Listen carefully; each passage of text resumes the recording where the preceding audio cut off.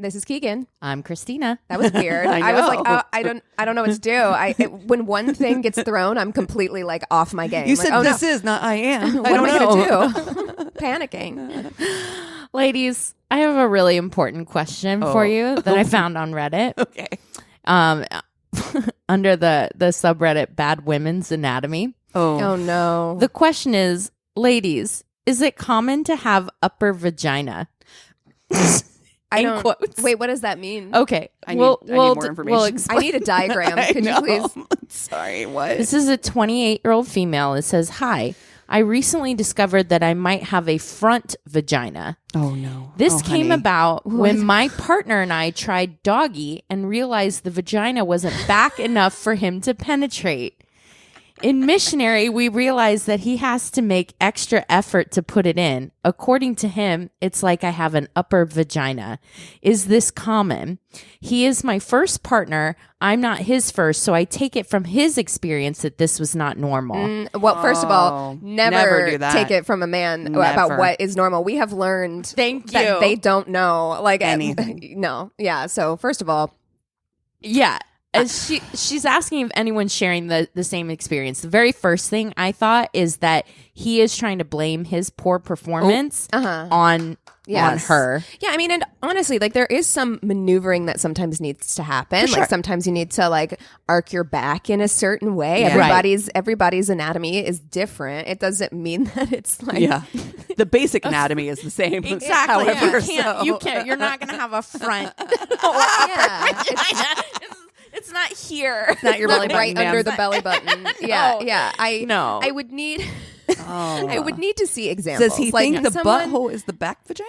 Yeah, I'm wondering. I'm confirmed. There are a lot of people on here who are like, just, he's trying to blame his maybe like size problems with being able to, Get in there. Yeah, to get in there and get the job done, and basically telling her.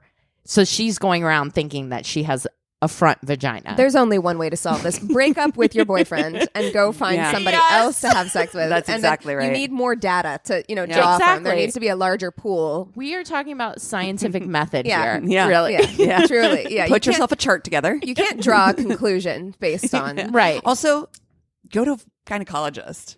Yeah. Your gynecologist will be like, "Ma'am, there is no such thing, and you're fine." Yeah. Yeah. Oh man, that just like lit me on fire though. The idea of like just gaslighting that's happening. In this. absolutely.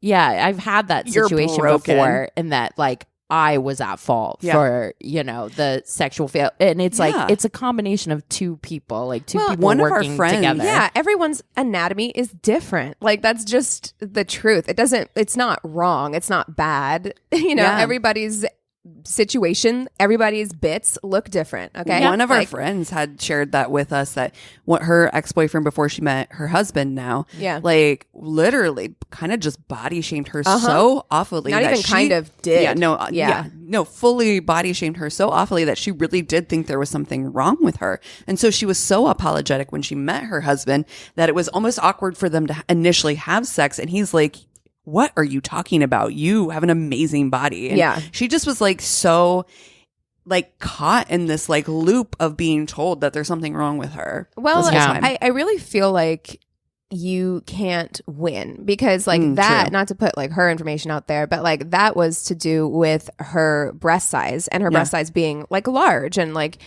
I feel like people who have large breasts can get shamed. People who have small breasts can get shamed. People who have, your vagina looks this way or that way, or you have razor burn, or you have whatever out. Like, it doesn't even matter. It's just like there's always something that somebody is going to like. Just be happy you're down there, okay? Yeah. Shut the fuck up and just be happy I've let you in. Okay? Yeah. That's it. Enough. I think I would go back and tell younger me to be more confident in myself, or to not let people in if they didn't make me feel like my best self.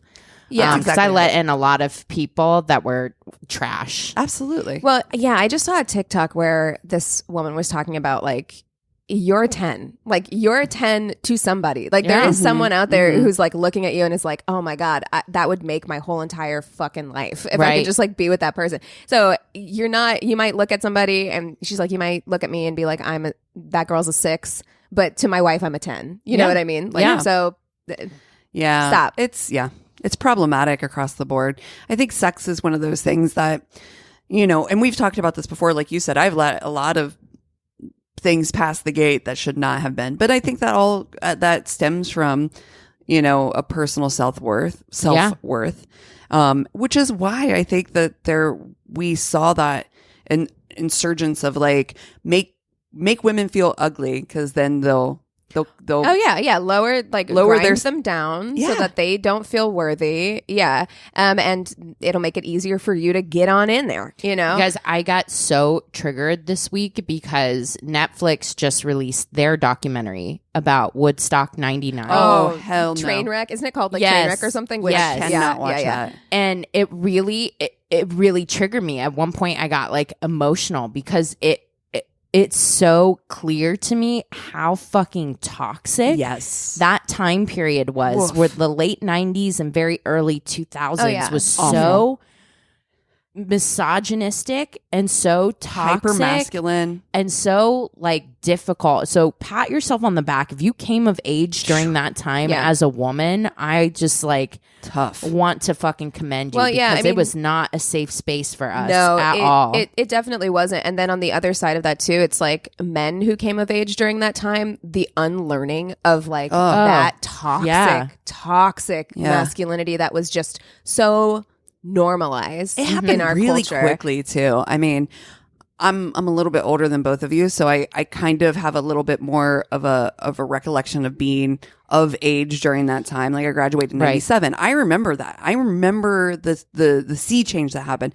I feel like the guys I went to high school with were writing poetry. We're doing art classes, and I felt like a little bit more like my husband, a little bit more quote unquote woke, a little bit more and then you had like those jock guys, and it literally, I feel like I can place it in Lollapalooza. I went to Lollapalooza in 96. It was like, it was Beck and, you know, Sinead O'Connor and like, and then you get to Woodstock 99. It's like Limp Bizkit and fucking break shit. I mean, but honestly though, even those like art guys, it was like a different brand of misogyny. Like, you know, it was just like a different kind. Like there were also like art guys who were still fucking toxic. They were just toxic in a less aggressive way, you know? And then by the time it was early 2000s, it had completely inundated into nerd culture too. Like nerd culture was super fucking toxic. Like you watch Superbad and stuff like that. And you're like, even that, nothing was safe. Like, but you know, literally there was like it felt like a very solid change that happened. Right. Like men went from being,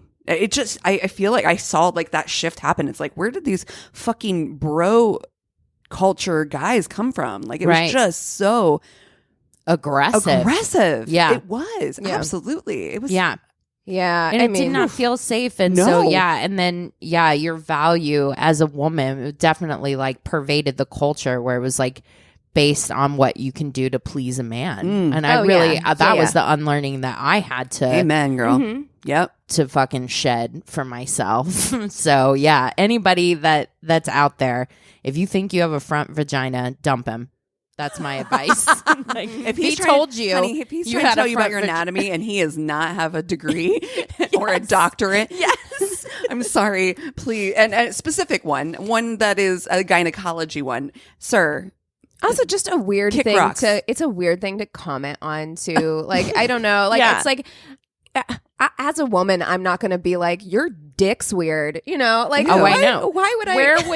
Where they get the audacity to like comment on a body that they're, you know what I mean? Like, but Bad Women's Anatomy, that subreddit is just full of fucking comments like that, which guys like thinking what tampons are actually for and where they go. It's just like, we really need to have a mixed co-ed sex ed. Truly, course like, it's so sad. Like, oh my god, we did. Ours was co-ed. Ours was not. No. Really? No. That's interesting. Yeah. No, ours was fully Yeah, Co-ed. yes, but you know. Yeah, no, they got rid of it by the time we went through it. They were like, we They're can't keep these people together. They can't know about each other's bodies. Yeah, exactly. And then wonder why the teenage pregnancy rates surged. But anyway, there we go. Hey. Well, I have a would you rather. Yay! Would you rather, it's actually perfect because I mentioned poetry. Would you rather a guy write you poetry or a guy write you a song? A song. No, but wait. But No. wait. No, but listen. Cassie. Listen. Both of these things are going to be performed. A song. Ooh. A song. Still a song. Yeah, if Like, it's going to be look, performed, a song. Yeah. You want the slam beat There poetry? is nothing. Look, and I enjoy poetry. I'm actually somebody who likes to read poetry. I enjoy it a lot. I do not like watching poetry performed. I don't. It doesn't even have to be slam poetry. It can be good poetry. And there's something so deeply personal about poetry and intimate It's so true. about poetry that watching someone read their own poetry is it's cringe the level second 100. hand embarrassment, honestly, Even good would poetry. wreck me. I would not be able A to. poem about me, about my body. A man writing a poem about my body. We can't. I'm sorry. I was going to say it was about his love for you. And Either. that's awful. I don't hate want that. you reading your body is a wonderland to me. That's so much worse than singing it, and singing it's not great either. No, So, both of these are so awful. true. I mean, I just think that for me, I'm like, is a poem faster? Am I going to get through this quicker? Oh, yeah, I can see that. I think the music angle to me, I'm like, oh, if it's a good song and he's it's a not going to be a talented good song. It's person. yeah, I think we but- have to go off of the assumption that this is that's bad. That the song is bad and the poetry both is are bad. bad. It's gotta be yeah, bad. I think it's got to be bad for this to be effective. So, I mean, even then, I would rather a bad song than to have to sit through a poem. If I really, really loved the person, then I would be like, Oh, the effort or whatever, Yeah. and they're trying. I would find it endearing either way. Yeah. I think if That's I was very really sweet of into you. them, yeah. yeah. But then I would subtly hint that Please we don't do that again. Exactly. Yeah. Subtly steer that towards Into- that is Redirect not that energy at home. Yeah. Great. Yeah. Well, Home behavior. I mean, Even at home, honestly, almost worse. It's someone to pull out an acoustic guitar when you're alone together. no, because God. then it's undivided attention. You No. have to yeah. pay attention. There's nowhere else to go. No. But yeah, if they're trying to express feelings Is and it love possible and you to love them, unfall in love with somebody because of that? Fall out of love with somebody? Because- No, I mean, genuinely. maybe for you, but yeah, I think I would genuinely try to if I loved them Yeah. and respected their Yeah. No, feelings and stuff, I wouldn't. if be it was a too good hardcore. song, I actually think that would be Hot. kind of hot. Yeah. If it was good, if they were good at it, You're like, then I'd be like, "God oh, sexy. Yeah. Bad. A bad song. I'm an A for effort. Songwriting's hard. Yeah. Yeah. Hell yeah. Way more bad songs than good songs. Listen, I Yeah. respect both of these because I think that there is something very commingling here, which is that, writing a song is very much like writing poetry in Yeah. a certain way, right? And there's a vulnerability that I can respect. Absolutely. You cared about me so much that you got on stage and were vulnerable in front of all these people, which is that's nice. Either thing, I would. I don't want to come across I wouldn't appreciate the effort that was put in. I just get very awkward. Yeah. About it's like when we were watching She's All That and Freddie Prinze Jr. gets on stage and Yes. tries to do bad slam poetry and you're like, oh no. Stop. Well, you want to hop into stories? Let's do it. Let's do it. Okay, here we go. I was trying to get the D, and he proceeded to put Dogman encounters on. Wait, what? Wait. What? Are we talking about what's that show? What is it? It's basically a 2-hour long podcast of people telling their stories about seeing a mystical dogman creature, kind of like Bigfoot.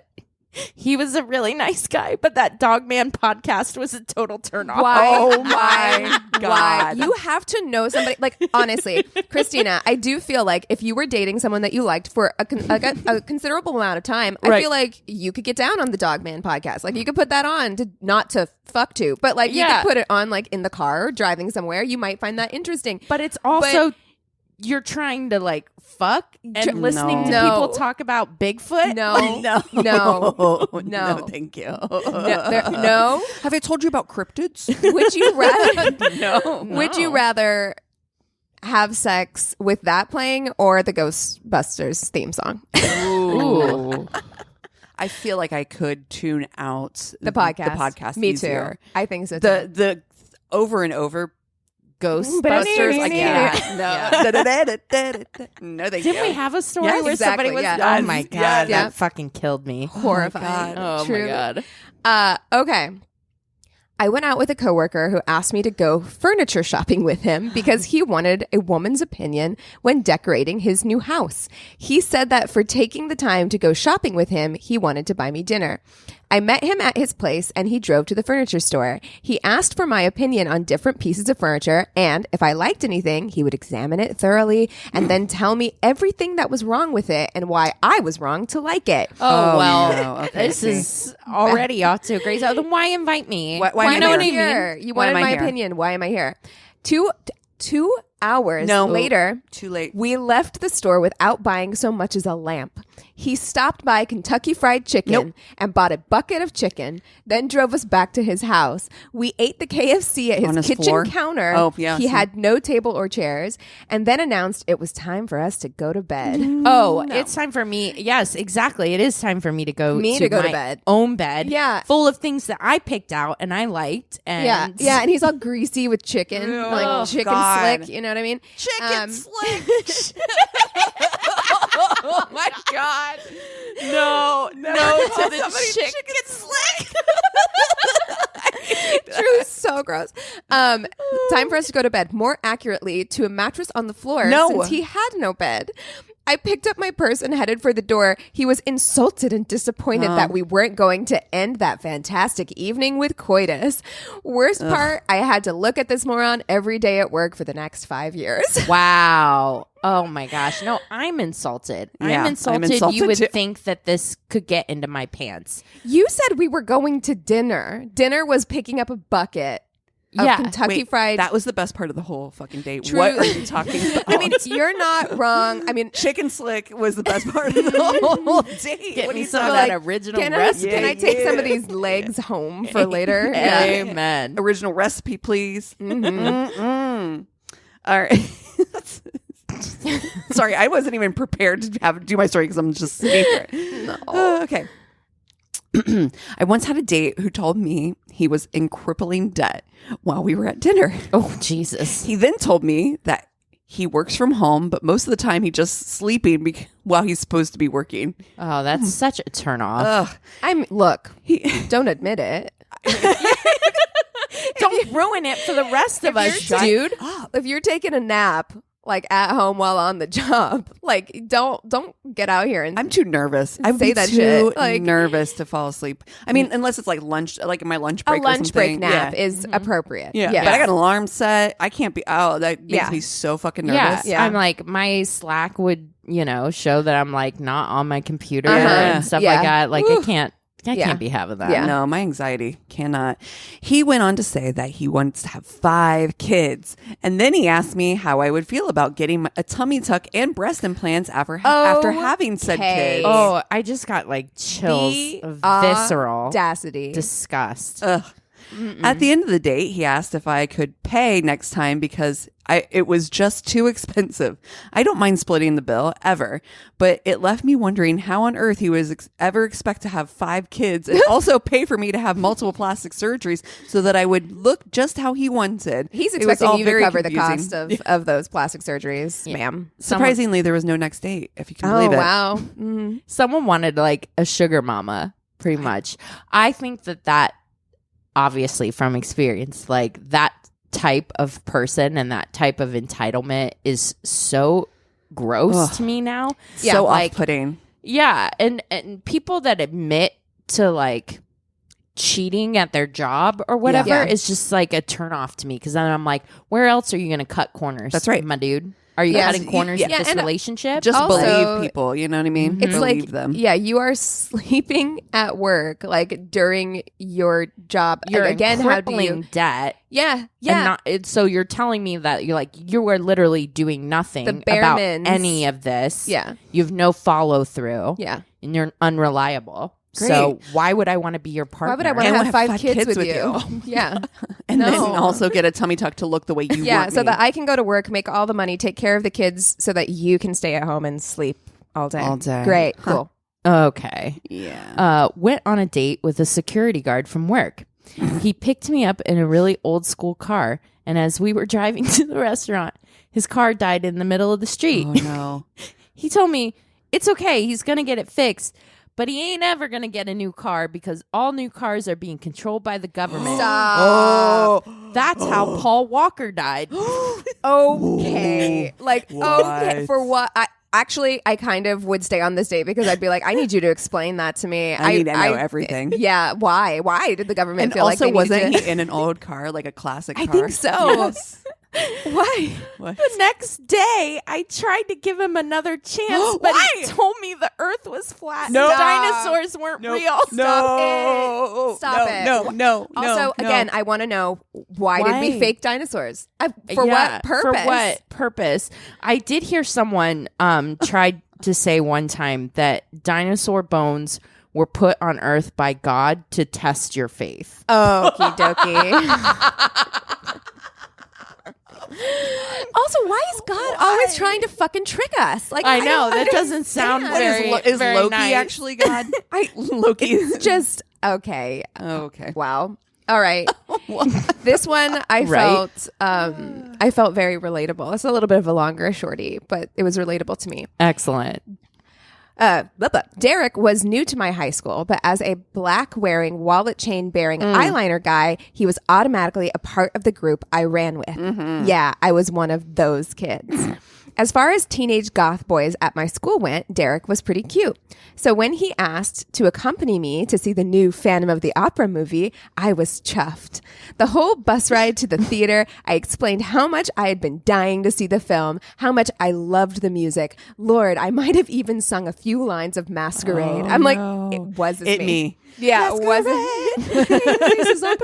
Yeah, I owned this. I owned this fucking CD from this movie, from the the new movie with Emmy Rossum and Gerard Butler. Yeah. Same. We settled in our seats. The lights go down, and the amazing Phantom melody is about to kick in. And I feel a hand. Yep, a hand on my hand. All right, I guess that's okay.